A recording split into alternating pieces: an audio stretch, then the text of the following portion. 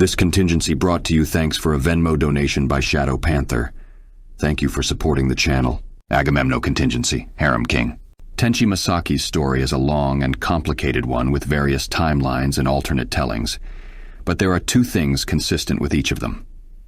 The first being the many women that appeared in his life. And I mean many. No, seriously, there are so many. This kid has a harem list so large it puts others to shame. If the number of love interests this boy has had could equal power, I could just end this contingency right here.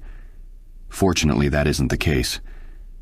But that brings me to the second most consistent aspect of Tenchi's story, and that is that he may be one of the most powerful beings in fiction. Tenchi originally wielded a blade by the same name, one which uses the very energy of the universe to manifest a beam of energy. And while powerful, it was later revealed to be a crutch to Tenchi.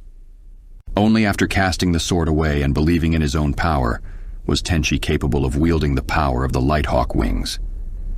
Tenchi is one of only two capable of wielding this power, and he is the strongest of the two by far.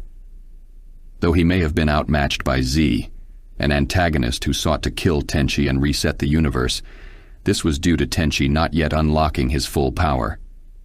And yet despite this, the Lighthawk wings have granted him abilities such as matter manipulation, increased strength and speed, and in one occasion it allowed him to escape the pull of a black hole. We never saw Tenchi use his power to their max capacity, but we did see what happened should he lose control of it. You see, when Z unfortunately succeeded in killing Tenchi, it did not result in the reset he had wanted. Instead, what it did was free Tenchi from his mortal form and allowed him to begin the ascension process into a higher being. However, Tenchi was not ready, his mind not developed enough to handle such a transformation.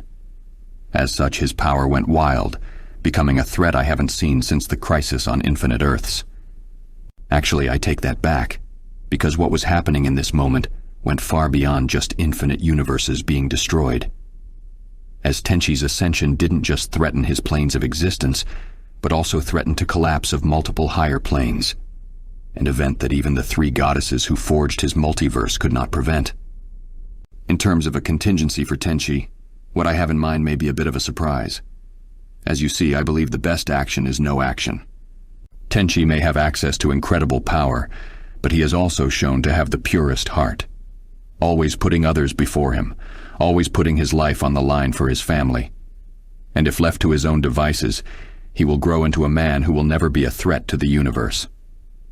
And this is not speculation, rather an observation made from his experiences.